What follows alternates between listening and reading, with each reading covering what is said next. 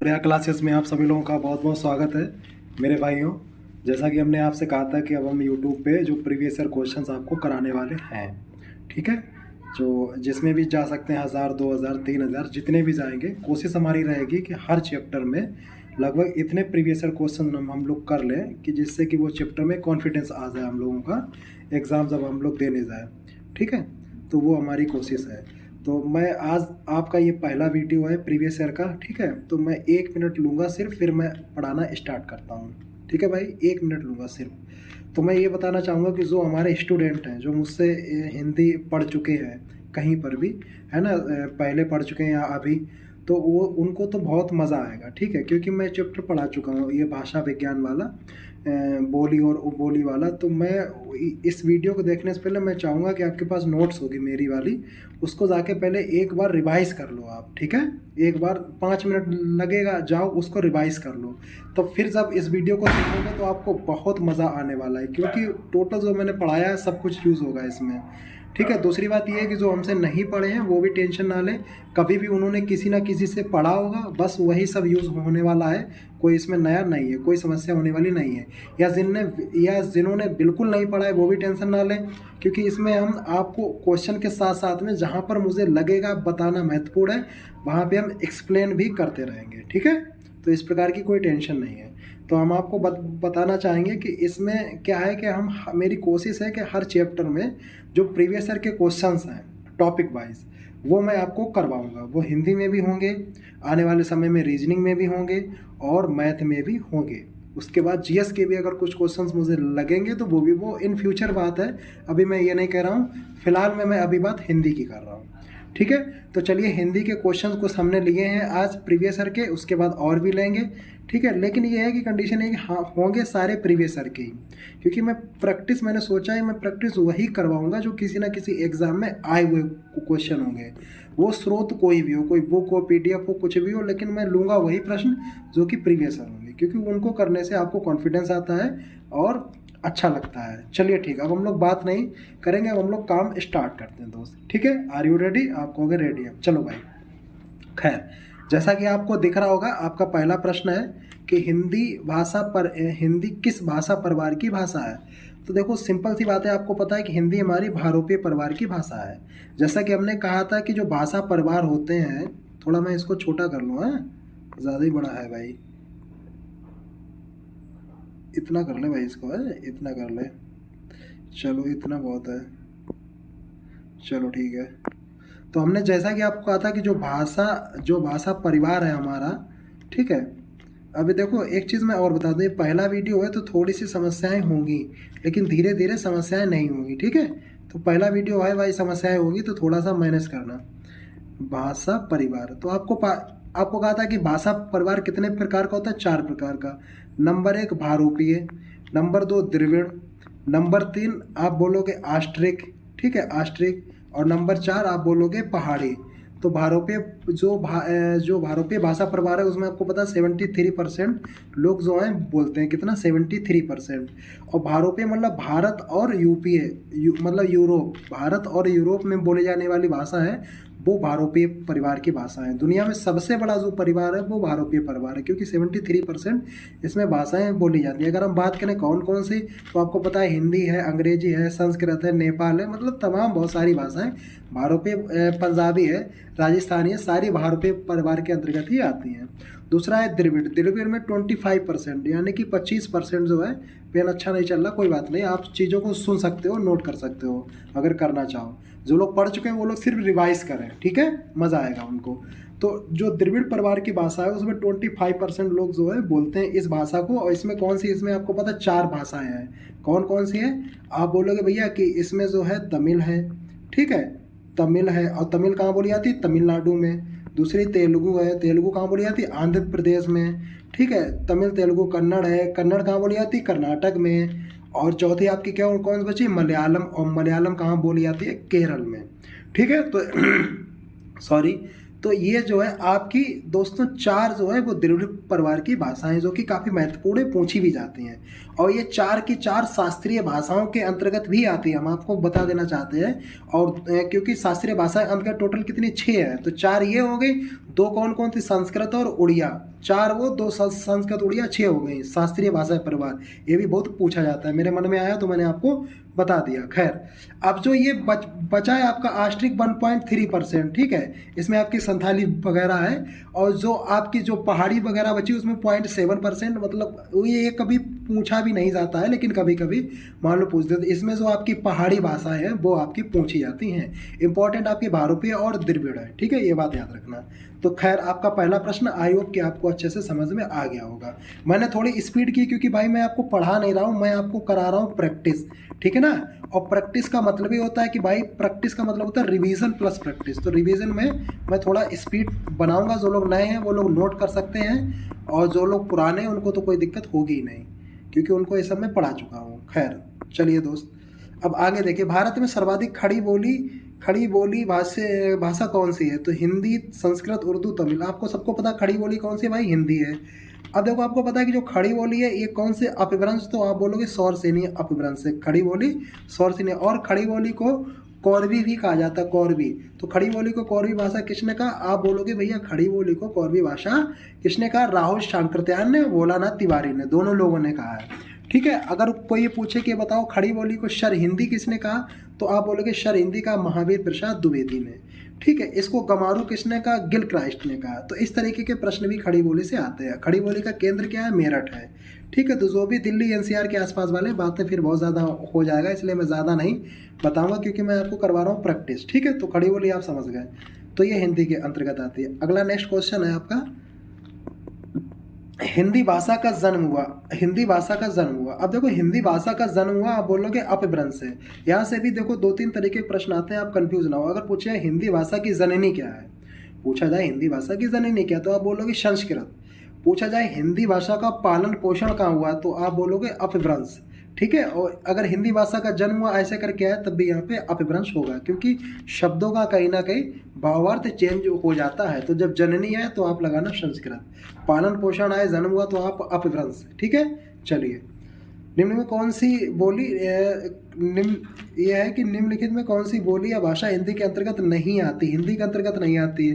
कन्नौजी भी आप इस सौर सेनी अपभ्रंश, ठीक है, हिंदी पश्चिमी हिंदी के अंतर्गत आती है, ठीक है। उसके बाद में अगर मैं बात करूं अवधी, हिंदी के अंतर्गत नहीं आती, अवधी भी आती है, ठीक है। उसके बाद बांगरू बात करें यानी कि हरियाणवी, वो भी आती है।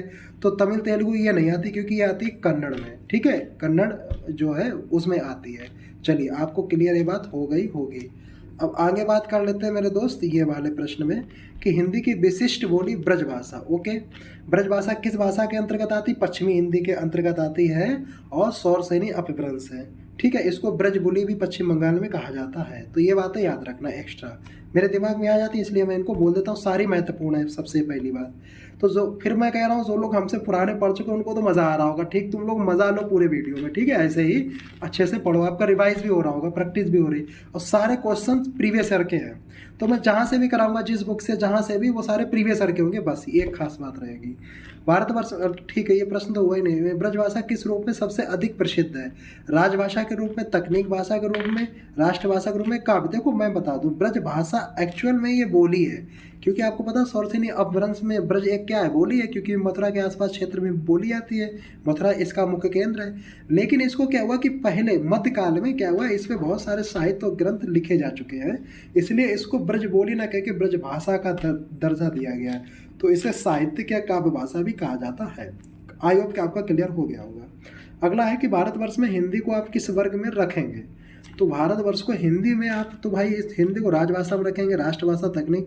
तो भाई राष्ट्रभाषा अभी तो नहीं कर सकते हैं, क्योंकि जब हमारा देश आज़ाद हुआ था तो उस समय उन्होंने कहा था कि 15 साल बाद 1950 में आज़ाद हुआ, 1965 में जो है आप अंग्रेजी को चाहो तो रख सकते हो, चाहो तो हटा सकते हो भारतीय संविधान से। और हिंदी को अगर आपकी मर्जी हो आप उसको जो है राष्ट्रभाषा बना सकते हो। संविधान में आज भी ऐसा वहाँ पे लिखा है कि यदि हिंदी के पर्याप्त लोग बोलने वाले, समझने वाले, और जब भी मतलब जब वो समय आए कि जब हिंदी को लोग राष्ट्रभाषा के रूप में मान्यता प्रदान करें तो वो कर सकते हैं, फ्री हैं। ठीक है, तो लगभग दोस्तों समय आ चुका है, लेकिन अभी जो है फाइनली हम लोग बुक्स में राजभाषा ही टिक करके आएंगे हिंदी को। ठीक है मेरे भाई, तो अभी आप लोग राजभाषा ही टिक करोगे। तो ये 365, हालांकि मैं बता दूं 15 साल बाद 1965 में भी जो है इंग्लिश को ना ही रखा गया अच्छी तरीके से, ना ही हटाया गया। फिर क्या किया गया, तो उन्होंने ये किया कि भाई हिंदी को वो अंग्रेजी की बात कर रहा हूँ, तो अंग्रेजी को उन्होंने क्या किया, उन्होंने सहायक भाषा के रूप में चुन लिया। यानी कि हिंदी और अंग्रेजी आज भी हमारे केंद्र की दो भाषाएं, दो कामकाजी भाषाएं हैं। ठीक है, या जिसको दरबारी भाषा भी बोला जाता है, हिंदी या अंग्रेजी केंद्र की। ओके ओके, और मैं बता दूं अंग्रेजी आज भी आपकी नागालैंड हो गया, ठीक है, मिजोरम हो गया, मेघालय हो गया, इन 3 राज्यों की अंग्रेजी आज भी राज्यों की राजभाषा है। इस चीज़ को याद रखना। दूसरी बात, और मैं क्या बोलूं, और मैं ये बोलूं कि अंग्रेजी आज भी हमारे जो 8वीं अनुसूची में अंग्रेजी और राजस्थानी का आज भी स्थान नहीं है। ठीक है, तो ये कुछ महत्वपूर्ण पॉइंट है, इनको आप नोट करते जाना, वीडियो को पीछे देख लेना अगर स्पीड हो रही हो तो। ढूंढाड़ी बोली जाती है। अब देखो राजस्थान के, तो मैं इसको यहीं पे बता दूं, आगे अगर राजस्थान का क्वेश्चन आएगा तो आप कर लेना। राजस्थान ऐसे करो, तो ये उत्तर है। ठीक है, अब उत्तर में बोली जाती है आपकी कौन सी, मेवात। कौन सी आप बोलोगे, उत्तर में बोली जाती है आपकी, आप क्या बोलोगे, आप बोलोगे भैया उत्तर में बोली जाती है आपकी मलावी। क्या बोली जाती है, मलावी। दक्षिण में आप बोली जाती है मवाती, क्या, मेवाती। ठीक है, उत्तर दक्षिण। अगर हम लोग उत्तर दक्षिण, अब हम लोग पूरब की बात करें तो भाई पूरब में जयपुरी भी बोली जाती है, ढूंढाड़ी भी उसी को कहते हैं, हड़ौती भी उसी को कहते हैं। तो ये पूरब वाला आंसर है। तो पूरब जो राजस्थान में बोली जाती है उसको जयपुरी भी कहा जाता है, उसी को ढूंढाड़ी कहा जाता है, उसी को हड़ौती कहा जाता है।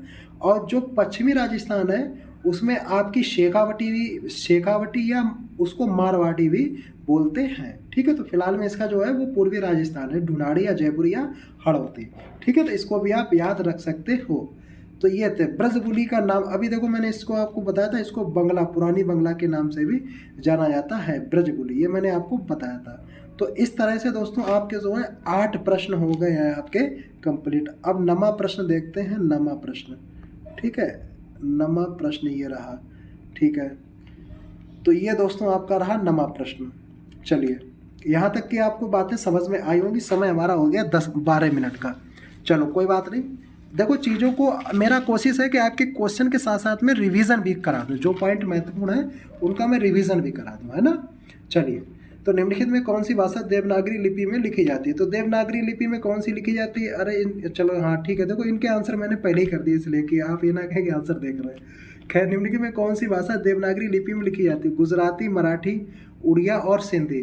तो आपको मैं बता देना चाहता हूँ जो मराठी महाराष्ट्र की है उसको आज भी जो है हम लोग देवनागरी भाषा के अंतर्गत लिखी जाती है। ठीक है, आगे हम लोग बात कर लेते हैं, यानी कि मराठी। एक मनई के, इसमें यह है कि एक मनई के दुई बेटवा रहिन, ओहुमा लौरा, अपने बाप से कहिस दादा धनमा जवन हमार वखरा लागत होए तवन हमका दई दे। ये थोड़ा किस, अब देखो बोली इस प्रकार से आपसे पूछी जाए। देखो एक मैं सीधी आपको बात बता दूं, याद रखना, जब भी आ आए मतलब अकारांत आए, आ आए पीछे कि भाई खाना खा लिया और बताओ मतलब कहाँ रहते हो, जनरली जो हम लोग बात करते हैं, ठीक है, क्योंकि जो हम लोग बात करते हैं वो हिंदी का जो एक्चुअल रूप है वो खड़ी बोली ही है। ठीक है, उसी को राजभाषा का भी जो है दर्जा दिया गया है। तो आ आए तो वो खड़ी बोली होगा, औ आए तो वो ब्रज बोली होगा, अकोरांत होगा, कन्नौजी भी वही होगा। ठीक है, अब जिसमें औ करके आए, औ करके आए, वो होता है आपका अवधि। ठीक है, तो 10 का आना महीना, या फिर ना आए, अच्छा ड़ा आए तो पीछे तो आप समझ लेना कि वो हरियाणवी है, ना। ठीक है, अब इसमें ना आए तो आप पूछ लेना कि वो अवधि है। तो ये जो बात है वो अवधि भाषा के अंतर्गत कही गई है। तो आपको इतनी बातें समझ में आई होंगी। आगे, जिनमें कौन सी भाषा संस्कृत भाषा के अपभ्रंश है, संस्कृत के अपभ्रंश। तो वही पूछना चाह रहा है कि संस्कृत से बाद कौन सी भाषा आई। तो देखो मैं आपको बता दूं, इसमें सबसे पहले आई थी आपकी संस्कृत। ठीक है, संस्कृत के बाद आई थी आपकी पाली। थोड़ा पेन हमारा भाई अभी नया नया है, पहला वीडियो है, धीरे धीरे आदत पड़ जाएगी। संस्कृत आई तो पाली आई थी, उसके बाद आई थी आपकी प्राकृत। ठीक है, प्राकृतिक, संस्कृत, पाली, प्राकृत, उसके बाद आई थी आपकी अपभ्रंश, ठीक है, अपभ्रंश, ठीक है। तो संस्कृत, पाली, प्राकृत, अपभ्रंश, अपभ्रंश के बाद में आपकी आई थी हिंदी, ठीक है। और अपभ्रंश के बाद में हिंदी, मतलब अपभ्रंश में ही जो है ये 5 प्रकार के आपके जो हिंदी में टूट गई थी, जिसमें आपकी पश्चिमी हिंदी है, पूर्वी हिंदी है, बिहारी हिंदी है, पहाड़ी हिंदी है, राजस्थानी हिंदी है। तो ये 5 में टूट गई थी, वो भी धीरे धीरे 17 बोलियों में आगे टूट गई। खैर वो बात की बात है। तो अब ये पूछ रहा है कि संस्कृत भाषा के, तो संस्कृत भाषा की अपभ्रंश कौन सी होगी? पाली, क्योंकि वो उसके बाद में आई है। चलिए आगे बढ़ते हैं भाई। तो इसका आंसर हो गया पाली। अच्छा ये इसमें आगे, चलिए आगे बढ़ते हैं भाई। तो ये रहा, तो ये है कि अधिकतर भारतीय भाषाओं का विकास किस लिपि से हुआ है? तो अधिकतर, तो अब की मैं कुछ और ये ग्रीन ले लेता हूँ। अधिकतर भारतीय भाषाओं का विकास किस लिपि से हुआ है? भारतीय भाषाओं का विकास अधिकतर शारदा लिपि, खरोष्ठी लिपि, ब्राह्मी। देखो सबसे प्राचीन जो लिपि वो हमारी ब्राह्मी लिपि है। देवनागरी लिपि का भी विकास इसी ब्राह्मी लिपि से ही हुआ है। विश्व की, संसार की सबसे पुरानी लिपि ब्राह्मी लिपि है और ये बाएं से दाएं की ओर लिखी जाती है। तो इसको आप याद रखना, ब्राह्मी लिपि। बोला जाता है कि ब्रह्मा जी के जबान से निकली हुई है। लिपि किसे कहते हैं? किसी भी अपने विचार को लिखने की शैली, ढंग या तरीका, मतलब जो भी मैं आपको लिख रहा हूँ यहाँ पे जो हमारी शैली है वो सारी लिपि है, ठीक है। तो ये याद रखना। चलिए हिंदी भाषा किस लिपि में लिखी जाती है? हिंदी भी तो सबको पता है देवनागरी लिपि में लिखी जाती है। वर्तमान हिंदी का प्रचलित रूप सबको पता है खड़ी बोली, अभी मैंने आपको इसके बारे में बात कर चुका हूँ। आगे देखिए, हिंदी भाषा की बोलियों को लेकर आता है छत्तीसगढ़ी बोली। अब देखो मैं आपको इसके बारे में बता दूँ। छत्तीसगढ़ी, देखो ये एक्चुअल में जो छत्तीसगढ़ी है ये आती है आपकी पूर्वी हिंदी के अंतर्गत, ठीक है। और ये अपभ्रंश कौन सा? अर्धमागधी। तो मैं ऊपर से कर लूँ तो अर्धमागधी अपभ्रंश है, और अर्धमागधी अपभ्रंश है। और हिंदी इसका कौन सा है? आप बोलोगे पूर्वी हिंदी। कौन सी हिंदी है? पूर्वी हिंदी। और इसके अंतर्गत 3 भाषाएं आती हैं। एक तो आती है छत्तीसगढ़ी जो आपका ये पूछा गया है, ठीक है। दूसरी आती है बघेली, ठीक है, बघेली। और जो तीसरी आती है वो आती है अवधी, ठीक है। तो ये 3 भाषाएं आती हैं, इसको आप याद रखना सब लोग, ठीक है। और जो पुराने उनका रिवीजन भी हो रहा होगा। तो इसका आंसर क्या होगा? पश्चिमी हिंदी की बोली नहीं, क्या पूछ रहा? नहीं है। तो नहीं है भाई। तो इस देखो पश्चिमी हिंदी की बोली नहीं है, नहीं, इसके ऊपर वाला पढ़ना है 15वां। हाँ, तो बोलियों वर्गीकरण के आधार पर छत्तीसगढ़ी बोली है। छत्तीसगढ़ी बोली कौन सी है बोलो? तो अभी मैंने बताया पूर्वी बोली है, ये वाली है आपकी पूर्वी बोली, ठीक है। सरल हो गया। चलिए अगला क्वेश्चन है हमारा 16वां। कौन सी पश्चिमी हिंदी की बोली नहीं है? अब देखो पश्चिमी हिंदी, तो पश्चिमी हिंदी आती है सौरसेनी अपभ्रंश से। किससे आती है? आप बोलोगे सौरसेनी अपभ्रंश से, ठीक है। थोड़ा मैं लिखावट है गड़बड़, चलो कोई बात नहीं, आप धीरे धीरे आ जाएगी, ठीक है। पहला वीडियो है, कोई दिक्कत नहीं। अब अगला जो है ये आएगी पश्चिमी हिंदी के अंतर्गत। किसके अंतर्गत आएगी? आप बोलोगे पश्चिमी हिंदी के अंतर्गत, ठीक है, पश्चिमी हिंदी के अंतर्गत। अब पश्चिमी हिंदी के अंतर्गत कितनी बोलियां हैं? तो आप बोलोगे 5। कौन कौन सी हैं? 5। तो सौरसेनी अपभ्रंश किसमें? पश्चिमी हिंदी के अंतर्गत, ठीक है। और इसमें 5 बोलियां कौन कौन सी हैं? आप बोलोगे भैया खड़ी बोली है, बहुत अच्छे। दूसरी ब्रज है, बहुत अच्छे। तीसरी कन्नौजी है, आप बोलोगे बहुत अच्छे। चौथी बुंदेली है, आप बोलोगे बहुत अच्छे। और एक और बच्ची कौन सी? हरियाणवी। तो ये जो हरियाणवी, ये आपकी 5 हो गई। सौरसेनी अपभ्रंश, पश्चिमी हिंदी, सौरसेनी अपभ्रंश के अंतर्गत पश्चिमी हिंदी, पश्चिमी के अंतर्गत 5 बोलियाँ कौन कौन सी? खड़ी बोली, ब्रज, कन्नौजी, बुंदेली और हरियाणवी। तो प्रश्न है पश्चिमी हिंदी की बोली नहीं है, तो बुंदेली भी है, ब्रज भी है और कन्नौजी भी है, ठीक है। तो कौन सी है? बघेली नहीं है, क्योंकि बघेली आती है आपकी पूर्वी हिंदी के अंतर्गत। और पूर्वी हिंदी के किस अपभ्रंश के अंतर्गत आती है? अभी मैंने आपको ये बात बताई थी। तो पूर्वी हिंदी आती है अर्धमागधी अपभ्रंश के अंतर्गत, ठीक है। चलिए आगे बढ़ते हैं। अगला है कि भारतीय संविधान किस राजभाषा का है? सबको पता है, बहुत ही कई बार मैंने इसको बहुत डिटेल में पढ़ाया था। 343 से 351, 343 में कहा गया है कि भारत की जो राजभाषा है वो कौन सी होगी? हिंदी होगी और देवनागरी लिपि होगी। 351 में भारत के विकास की बातें की गई। इनके बीच में बहुत सारी बातें हैं, खैर वो हम लोग फिर कभी समझेंगे। आगे देखो अभी, क्योंकि अभी हम लोग प्रैक्टिस कर रहे हैं। दक्षिण भारत की हिंदी प्रचार का मुख्यालय सबको पता है, दक्षिण भारत का कहाँ है? चेन्नई में है, ठीक है। कहाँ है? आप बोलोगे चेन्नई में। हिंदी भाषा के विकास का सही मैंने अभी आपको बताया था, पाली, प्राकृत और अपभ्रंश हिंदी पहला वाला, ये बात मैंने आपको बताई थी, ठीक है। तो ये हमारे 19 प्रश्न यहाँ से हो गए हैं।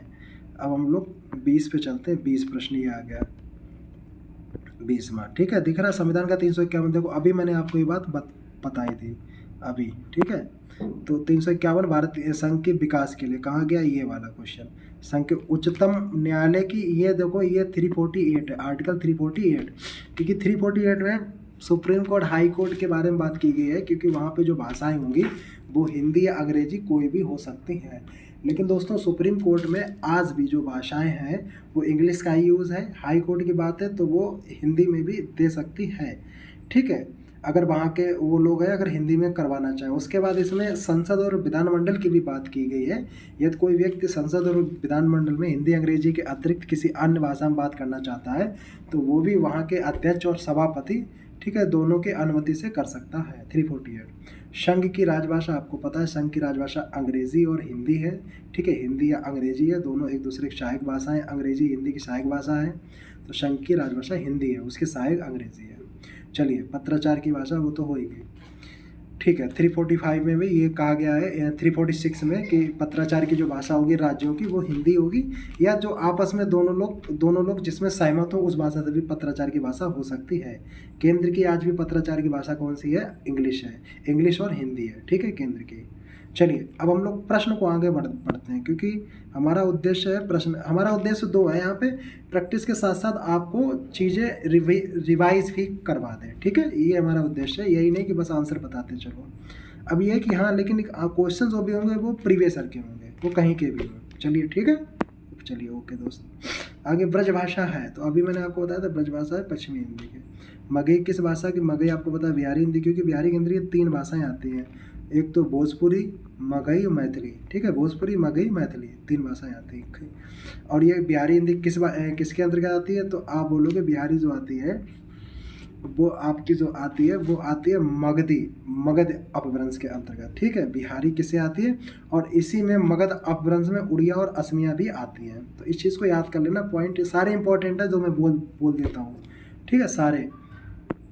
खैर और आपको पता होंगे तो आप सिर्फ रिवाइज करिए, और ठीक है ये। चलिए आगे देखिए, भाषा का था भारतीय, अगला हिंदी खड़ी बोली किस अपभ्रंश से, हिंदी खड़ी बोली किस अपभ्रंश, सबको पता है सौर सैनी से, अभी बताया। भाषा के आधार पर भारतीय राज्यों में पूर्ण संरचना, अब देखो 1900, मैं आपको बता दूं 1953 भाषा के आधार पर पहला जो स्टेट हुआ था वो आंध्र प्रदेश हुआ था भाषा के आधार पे, लेकिन भारतीय राज्यों की जो संरचना हुई थी वो 1956 में हुई थी, राज्य पुनर्गठन आयोग के अंतर्गत, ठीक है। इतनी बात समझ में आती है आपको, होगी जी भैया, इतनी बात तो आती है समझ में।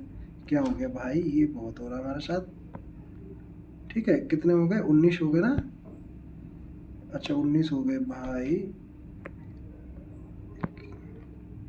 19 हो गए, ये 20वां,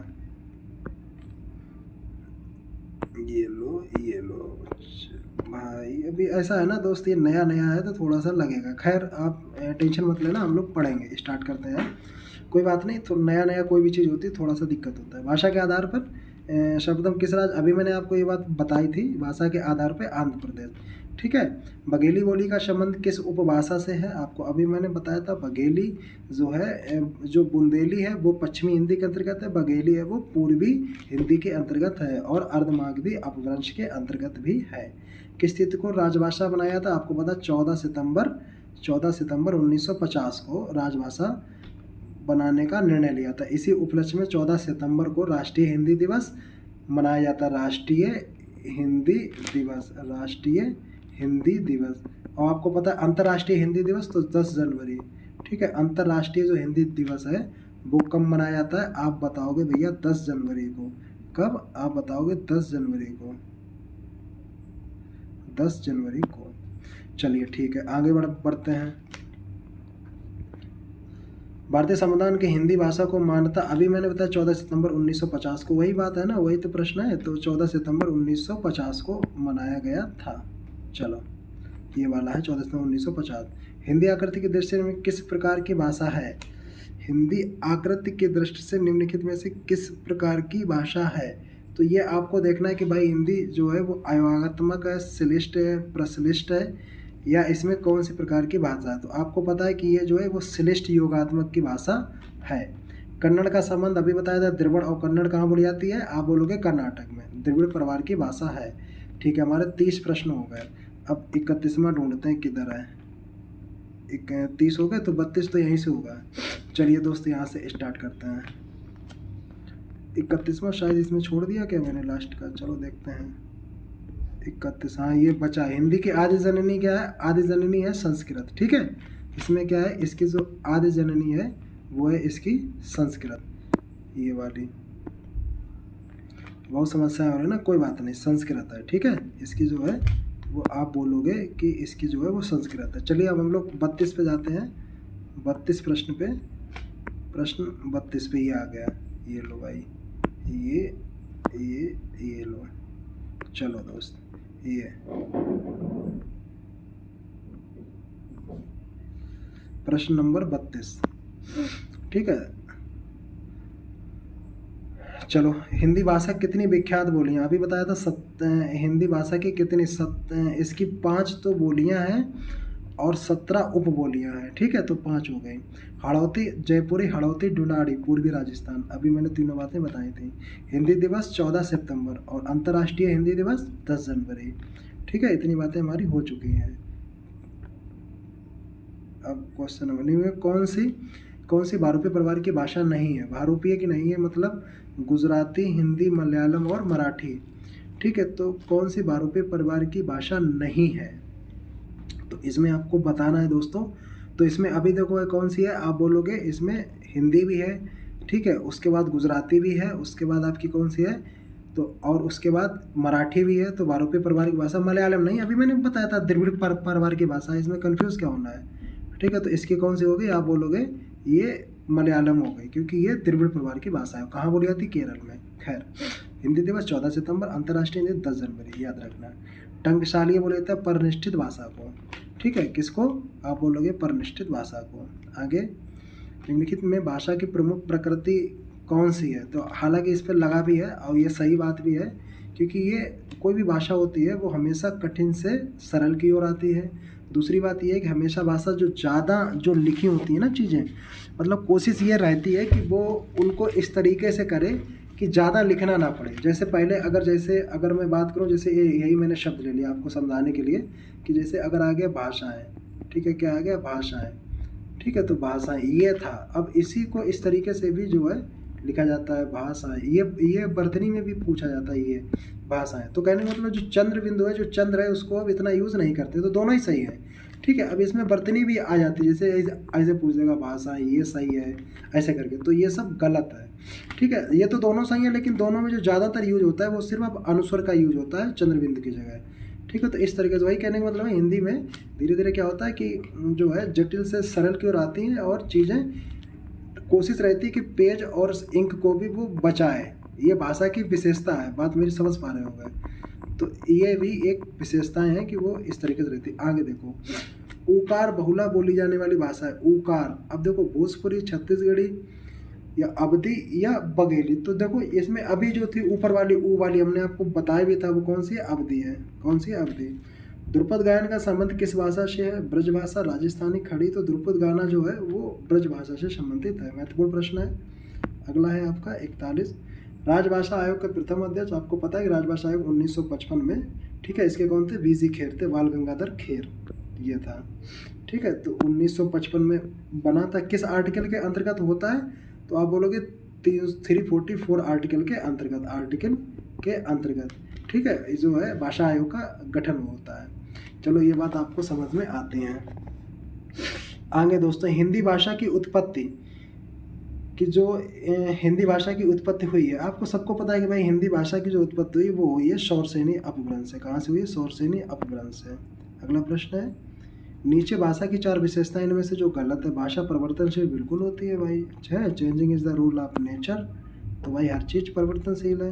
भाषा पैतृक संपत्ति है, पैतृक संपत्ति ऐसा नहीं, ऐसा तो नहीं है कि जो हमारे बाबा बोलते हैं हम भी वही बोलते हैं, तो पैतृक संपत्ति तो नहीं है। भाषा सामाजिक संपत्ति है, सामाजिक संपत्ति तो है, क्योंकि समाज में भाई समाज से ही भाषा का होता है परिवर्तन, ये सारी चीज़ें, ये तो ठीक है। भाषा अनुकरण द्वारा बिल्कुल, तो ये सारी चीज़ें हैं। क्वेश्चन हो गए आपके 43, यानी कि जो नेक्स्ट हम लोग ढूंढेंगे वो ढूंढेंगे 44 से। चूँकि यार देखो ये पेज है ना, ये चलो मिल गया, इधर उधर हैं, तो इन बातों का थोड़ा सा वो रखना। पहले बता दिया, पहला दिन है तो थोड़ा गड़बड़ होगा। खैर चलो, चीज़ें आपको समझ में आ रही होंगी। मेन चीज़ हम लोगों का है पढ़ाई करना, वो हो रही है, आपका रिवीजन भी हो रहा होगा। खैर चलो, अगला है 44, बस ज़्यादा नहीं, ओनली 50 क्वेश्चंस लिए हमने पहले दिन। किसी समित क्षेत्र में बोली जाने वाली स्थानीय भाषा को क्या कहते हैं? स्थानीय भाषा को क्या कहते हैं? अभी मैंने आपको बताया था, राष्ट्रीय भाषा कभी नहीं कह सकते, राजभाषा कह नहीं सकते, उपभाषा तो क्या कहेंगे? स्थानीय भाषा को बोली कह सकते हैं। क्या कह सकते हैं? बोली। ठीक है, क्योंकि आपको पता है दोस्तों, इसमें आपको क्या समझे, जैसे पहले होती भाषा, ठीक है, भाषा होती है, भाषा, भाषा के नीचे फिर क्या होती है? आप बोलोगे भाषा होती है, विभाषा होती है, फिर उपभाषा होती है, फिर बोली होती है, फिर उपबोली होती है। ठीक है, ये 5 स्वरूप होते हैं। ठीक है, उपबोली जो बोली जाती है वो 2-4 गांव स्तर पे या 2-4 गांव में बोली जाती है। बोली बोली जाती है जिला स्तर पे। कहाँ पे? तो आप बोलोगे बोली जाती है भैया जिला स्तर पे। ठीक है, उपभाषा बोली जाती है स्टेट स्तर पे, और जो विभाषा है, विभाषा बोली जाती है आपके प्रांत स्तर पे, और भाषा बोली जाती है देश स्तर पे। अब आप कहोगे भैया ये भाषा देश स्तर पे, चलो समझ में आ गया हमको। ठीक है, आप बोलोगे भैया ये बात भी सही, विभाषा प्रांत स्तर क्या? तो प्रांत का मतलब जैसे पहले प्रांत हुआ करते थे, जैसे जो आज का जो बांग्लादेश है और जो बंगाल का हिस्सा है जो, ठीक है, बंगाल का जो आपका जो पूर्वी हिस्सा है वो पहले हुआ करता था, बंगाल प्रांत हुआ करता था। आज का जो राजस्थान है, पंजाब है, ठीक है, उसका कुछ जो पूर्वी हिस्सा है, सॉरी पश्चिमी हिस्सा है, और पाकिस्तान का जो हिस्सा है, ठीक है, उसको भी पहले सिंध प्रांत के नाम से जाना जाता है। तो वो प्रांत होता है, तो उसको वहाँ बोली जाती है, उसको बोलते हैं विभाषा। ठीक है, अब उसी के अब जैसे अब फिर हमने कहा क्या था कि जो उपबोली गांव स्तर पे, ठीक है, जैसे मैं एक अगर एग्जांपल दे आपको समझाऊं, जैसे हरियाणा का एक मैंने एग्जांपल ले लिया बांगड़ू, तो बांगड़ू, जाटू और बांगड़ू जो है वो हरियाणा की उपबोली है। अगर बोली की बात करूँ तो भाई बोली कौन सी है? हरियाणवी। ठीक है, उपभाषा कौन सी है? हिंदी या पश्चिमी हिंदी। ठीक है, विभाषा कौन सी है? सौर सैनी अपभ्रंश। और भाषा कौन सी है? हिंदी। तो आप अब ये सारी बातें समझ गए होंगे। अगर डेफिनेशन कभी पूछी जाए तो पूछा जाए, देखो भाषा का ही क्षेत्रीय रूप विभाषा कहलाता है, विभाषा का क्षेत्रीय रूप उपभाषा कहलाता है, उपभाषा का क्षेत्रीय रूप बोली कहलाता है, बोली का क्षेत्रीय रूप उपबोली कहलाता है। अगर पूछा है उपबोली का विकसित रूप बोली कहलाता है, बोली का विकसित रूप उपभाषा कहलाता है, उपभाषा का विकसित रूप विभाषा, विभाषा का विकसित रूप भाषा। एग्जाम्पल, अगर 2-4 गांव में तो बोली जैसे जाटू और बांगड़ू, अगर डिस्ट्रिक्ट लेवल पे हो तो जैसे हरियाणा, उपभाषा लेवल पे हो तो पश्चिमी हिंदी, विभाषा लेवल पे हो तो सौर सैनी अपभ्रंश। ठीक है, प्रांत लेवल पे, और जो भाषा है वो हिंदी है। आई थिंक ये पूरी बात आपको समझ में आई होगी। इसमें बहुत सारे प्रश्न बन सकते हैं, पूछे जाते हैं, तो पूरा कॉन्सेप्ट आपको समझ में आ गया होगा। ठीक है, चलिए आगे बढ़ते हैं। इनमें से कौन सी राजस्थानी की बोली नहीं है? देखो मैंने अभी आपको पढ़ाया था, मारवाड़ी है पश्चिमी, मेवाती है, ठीक है, मेवाती जो है कौन सी? उत्तरी, बुंदेली नहीं है, मालवी है दक्षिणी। ठीक है, ये हो गया। मैथिली बोली के लोकप्रिय सबको पता है विद्यापति है, इनकी कीर्तिलता, कीर्तिपता का बहुत महत्वपूर्ण है। कौन कौन सी? कीर्तिलता, ठीक है, कीर्तिलता और कीर्तिपताका। ठीक है, राइटिंग देखो थोड़ी सी गड़बड़ है क्योंकि आज पहला दिन है। कीर्तिलता और कीर्ति। अंगिका किस राज्य की बोली है? अंगिका आपकी जो बोली है दोस्तों वो है आपकी बिहार की। कहाँ की है? बिहार की। ठीक है, इसको मैं थोड़ा सेट कर लूँ यार, ये चलो खैर। कहाँ की बोली है? आप बोलोगे भैया बिहार की है। ग्वालियर की बोली है, देखो ग्वालियर कहीं ना कहीं एमपी में है, मतलब झांसी की तरफ, तो वहाँ पे कौन सी? वहाँ पे बुंदेली बोली जाती है। बुंदेली कहाँ की है? पश्चिमी हिंदी के। पश्चिमी हिंदी कहाँ की है? सौर सैनी अपभ्रंश की है। चलिए खैर आगे, हिंदी भाषा की बोलियों के वर्गीकरण। आज छत्तीसगढ़ी बोली, तो हमने आपको कहा था कि छत्तीसगढ़ी, ठीक है, बघेली और छत्तीसगढ़ी और बघेली और अवधी, ये तीनों जो है वो जाती है आपकी कौन सी? पूर्वी हिंदी के अंतर्गत, और पूर्वी हिंदी आती है अर्धमागधी के अंतर्गत। चलिए ठीक, अपभ्रंश है वो, अर्धमागधी अपभ्रंश। पश्चिमी हिंदी के अंतर्गत कौन सी बोली नहीं आती है? आपको पता, कौरवी भी आती है, ब्रज भी आती है, भाई साहब बुंदेली भी। तो छत्तीसगढ़ी नहीं आती क्योंकि ये आती है पूर्वी हिंदी के अंतर्गत। अभी आपको समझाया। शायद मुझे लगता है लास्ट प्रश्न है इसका, 51 नहीं, अभी 2-3 हैं और भी। चलो, पश्चिमी हिंदी की कितनी बोलियाँ? अभी मैंने बताया था 5 बोलियाँ, कई बार मैं इसको समझा चुका हूँ। कन्नौजी किस भाषा का? कई बार समझा चुका हूँ। पश्चिमी कई बार समझा चुका हूँ। कौन सी बोली पश्चिमी हिंदी के अंतर्गत नहीं आती है? अवधी भी है भैया, कन्नौजी भी है, बुंदेली भी है। कौन सी पश्चिमी हिंदी के अंतर्गत नहीं पड़ती है? पश्चिमी हिंदी यार ब्रज भी पड़ती है, ब्रजभाषा भी पड़ती है, ठीक है, बुंदेली पड़ती है। अच्छा, अवधी नहीं पड़ती है, सॉरी, अवधी नहीं पड़ती क्योंकि अवधी पड़ती है आपकी पूर्वी हिंदी के अंतर्गत अर्धमागधी अपभ्रंश में। ठीक है, अवधी है। चलिए खैर, इनमें से क्योंकि ठीक है, और इसका जो वो है अवधि कहाँ है आपका, जैसे अब सॉरी लखनऊ है, अयोध्या है, फैज़ाबाद वगैरह में बोली जाती है। खैर, इनमें से पश्चिमी हिंदी की बोली कौन सी नहीं है? पश्चिमी हिंदी की नहीं है भाई, तो बघेली नहीं है, क्योंकि ये भी पूर्वी हिंदी, बुंदेली है, कन्नौजी, ब्रज, ये तीनों ही हैं। चलिए खैर, खड़ी बोली हिंदी की उत्पत्ति हुई है। खड़ी बोली की अभी स्वर से नहीं अपभ्रंश हुई, कहाँ से हुई? स्वर से नहीं अपभ्रंश से। ये देखो फिर दोस्ती ऐसा हो गया, स्वर से नहीं अपभ्रंश से। ठीक है, तो ये दोस्तों आपकी लगभग मुझे लगता है 40 मिनट के आसपास की वीडियो हुई है। तो 40 मिनट में हमने आपके 55 क्वेश्चंस करा दिए हैं, और ये सारे प्रीवियस ईयर के हैं। इसी तरह अगर आप और भी चाहते हो, और इसमें एक चीज़ और देखिए, आपको मैंने रिवीजन भी कई पॉइंट दिए हैं, तो साथ साथ में मैं रिवीजन भी करवा रहा हूँ। तो जो हमारे विद्यार्थी हैं, स्टूडेंट हैं, जिनको मैंने पढ़ाई है हिंदी, उनको तो डेफिनेटली बहुत मज़ा आ रहा हो, क्योंकि उनका रिवीजन भी हो रहा है। जो लोग नए हैं अभी इस चैनल पे, उनको भी अगर पढ़ें, धीरे समझें, धीरे धीरे आएगा उनको भी। साथ साथ में ये प्रीवियस ईयर के हैं, तो आपको कॉन्फिडेंस आएगा। तो यदि मैं इसी तरीके की सीरीज़ आपको प्रीवियस ईयर के क्वेश्चन टॉपिक वाइज प्रत्येक चैप्टर के, और लगभग 150 क्वेश्चन आपको कराना, अगर आपको करा दूँ, जिससे कि आपका आराम से एग्ज़ाम में हो जाए। अगर आपको और मेरा ये तरीका आपको अच्छा लग रहा है, तो प्लीज़ इसको लाइक करो, शेयर करो और सब्सक्राइब करो। ठीक है दोस्त, और यही मैं कहूँगा। इसी के साथ में आप सभी लोगों को मेरा जय हिंद।